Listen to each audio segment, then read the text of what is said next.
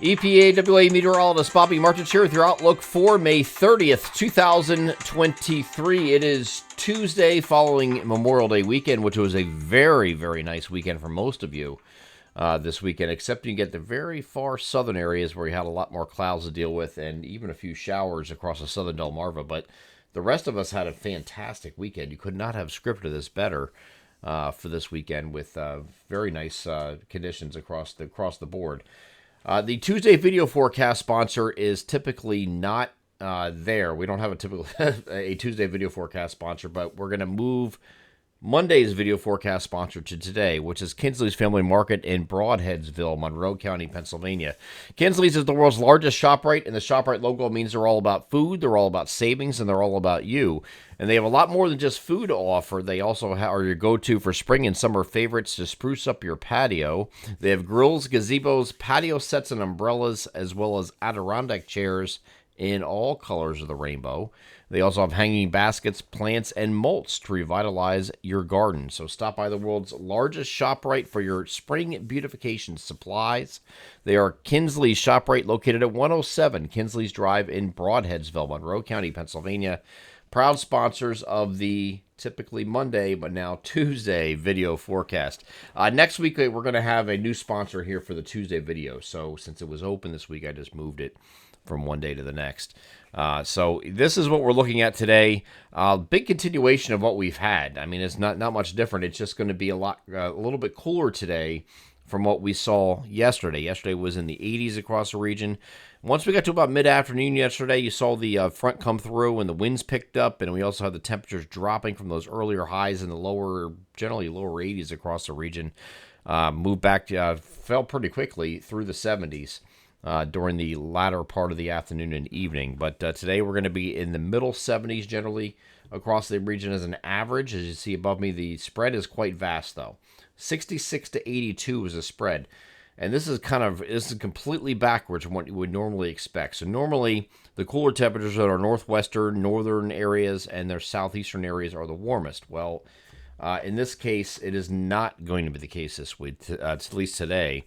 We're going to have the shore points are going to be cooler, and we're going to have an easterly wind flow. And that's because you have high pressure sitting here in the Gulf of Maine and a straight easterly wind flow off the ocean. So what that's going to do is keep the shore points a lot cooler than anywhere else. Your 66 is going to be right along the shore points, right along the coast of New Jersey, most likely. Once you get into the coastal points of Delaware, you're kind of like in the lower 70s, a little bit further west from that. But once you get in the interior here, it's going to be well into the 70s, and that your highest temperatures are actually going to be found up here across our northern tier, which is, again, usually backwards from what we normally see. So places like Wilkes-Barre is probably going to be your highest temperature in that particular area than any other point in our region today. We're forecasting a high there of 82, and the shore points, like when you get down to like Atlantic City, you're probably going to be like 66, 67 degrees today. So it was going to be kind of backwards from what you normally see, and that's because of that easterly wind flow. That easterly wind flow has happened over the weekend, and it's going to continue for much of this upcoming week until we get to about, actually probably through the weekend, it's going to remain the same, okay? So we're going to have that cooler influence right along the shore points because of that. I'm using the GFS today on purpose. You can see the GFS is what's being used here. GFS Global, as you can see up here in the upper left-hand corner.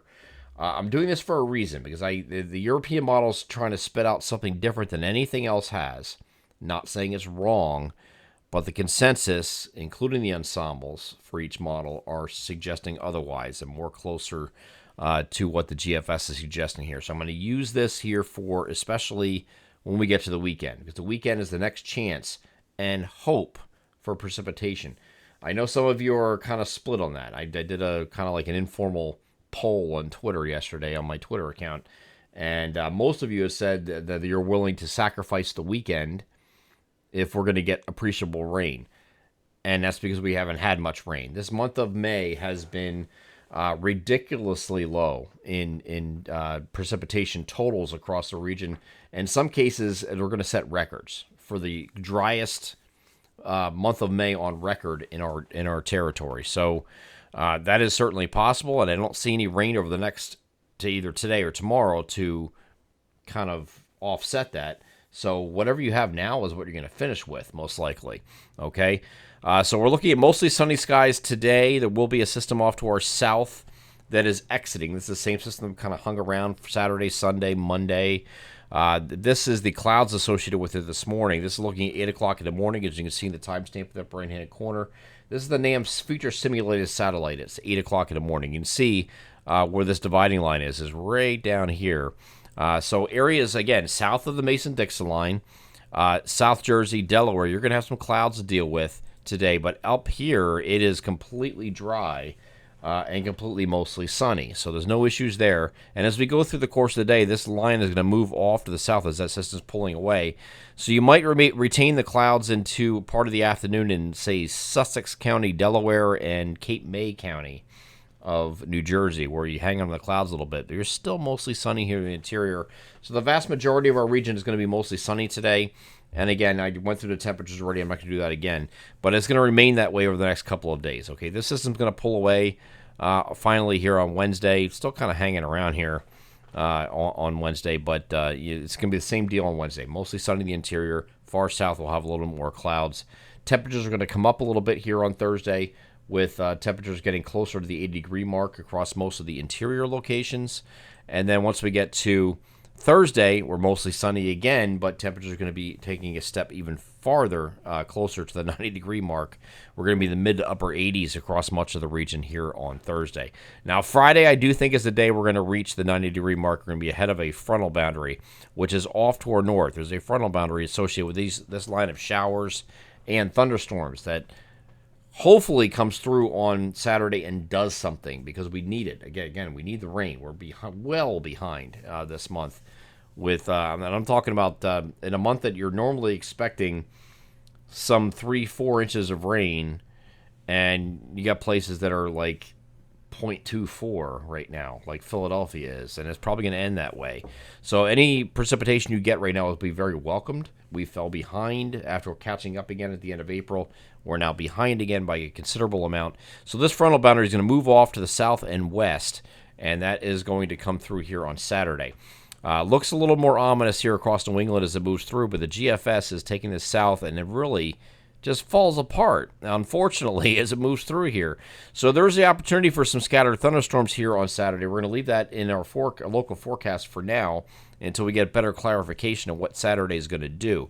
I will tell you that if you're stuck in a pattern, okay, the old adage that says old habits are hard to break applies in this case too. So if you are going to be, we're in a pattern right now, we're very dry, obviously, and to try to project something, unless you have a major system coming in that's going to give you a no doubt about it rainfall, which this is not. This is a frontal boundary. Usually what's been going on so far is usually what carries forward, okay? So when we're looking at something like this and it's showing this falling apart, that's believable to me, okay? Because we're so dry to begin with.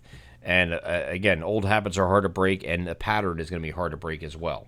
All right, so we are going to leave a 40% chance of scattered thunderstorms later in the day here on Saturday as this front moves through. But ahead of this on Friday, you're going to be, many areas are going to touch 90 degrees for the first time this year. Okay, we're going to have very warm temperatures on Friday ahead of that. And then once it moves through here on Saturday, temperatures are going to come down considerably. And we're on the opposite side of that front here on Sunday, with what we think right now is going to be mostly sunny skies, but temperatures back kind of similar to what they are today, like middle 70s or thereabout on average. And then we warm up again here on Monday ahead of the next system. Hopefully we get this next system coming in here toward the middle of next week, but temperatures are going to warm up here on Monday back into the 80s across most of the region. I will say there's a big difference between what the GFS is showing here. So it has this here for the cold front. If we go to the GFS, or excuse me, the European model, which I will now show you because I usually use these in the video.